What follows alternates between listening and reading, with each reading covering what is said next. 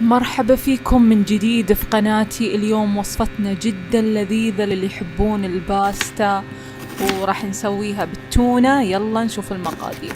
بالبداية راح نحتاج حبتين بصل نقطعهم شرايح ونفرمهم مع 3 أو 4 حبات فصوص ثوم. راح نحتاج حبتين طماطم طبعا نفرمهم بالخلاط وعلى نفس الخلاط البصل اللي فرمنا فيه.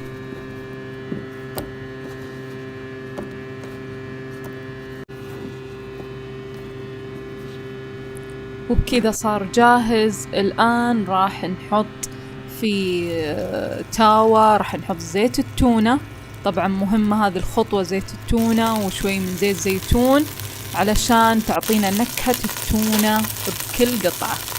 بعد كذا راح أحط البصل المفروم وأبدأ أحمسهم شوي بهذا الشكل لحد ما يتغير لون البصل. أبدأ أحط معجون الطماطم ملعقة كبيرة وأحركهم شوي مع بعض لحتى تروح نكهة الطماطم نهائيا. أقلبهم شوي. بعدها راح أضيف البهارات وراح أحط هنا ملعقة كبيرة من البابريكا الحلوة، تقدرون تحطون حارة بعد كمان حلو، وملعقة صغيرة فلفل أسود، وأبدأ أحط صوص الطماطم. أبدأ أقلبهم كويس مع بعض لحد ما تمتزج مضبوط ويتسبك معاي الخليط. أقلبهم كمان وأبدأ الحين أضيف الموية، 4 أكواب موية تكفي لسلق المكرونة. وبعد كذا أقلبهم كويس. أبدأ أحط الإضافات الأخيرة اللي هي أوريغانو ملعقة كبيرة ورشة ريحان، تقدرون تستغنون عن الريحان بس كمان راح يعطي نكهة شوي.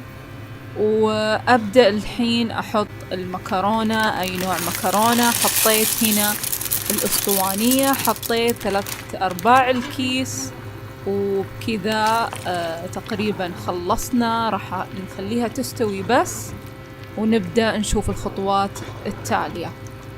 أبدأ الحين أضيف الملح طبعا حسب الرغبة. هنا حطيت ملعقة كبيرة ملح وأقلبهم وأبدأ أغطيه وأخليه على نار مرة هادية 15 دقيقة، ونشيك عليها كل فترة ونقلبها. وهنا يعتبر خلاص خلصنا. الحين راح نضيف التونة. ما حطيناها بالبداية علشان ما تروح مرة وتنهرس، فكذا تفضل قطع أفضل للشكل وكمان طعمها بيكون أفضل. بعد كذا هذه الخطوة اختيارية للي يحبون الجبن. أبدأ أحطها في صينية بهذا الشكل. طبعا ما أحكي لكم عن الريحة، جبارة مرة تموت. أبدأ الحين أرتبها بصينية بهذا الشكل وأحط الخطوة الأخيرة اللي هي جبن، راح يضيف لها طعم أكثر وألذ. فاختاروا نوع جبن حلو. وراح أضيف رشة أوريغانو وزيت زيتون، تقدرون تستغنون عن هذه الخطوة لكن راح تعطيها طعم مرة حلو. ورشة أوريغانو. وبكذا خلاص آخر خطوة اللي هي شبنت، مرة لذيذ مع التونة، مرة لذيذ أنصحكم فيه. وبكذا تكون جاهزة ندخلها الفرن ويلا تتحمر.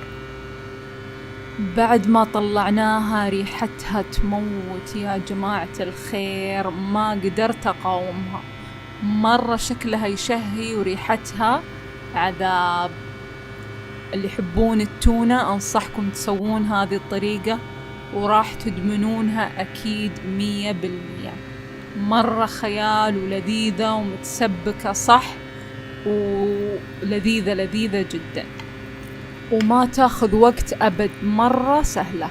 وبكذا خلصنا وصفتنا اليوم، إن شاء الله تعجبكم. لا تنسون تدعموني وأشكركم لمتابعة الفيديو وباي باي.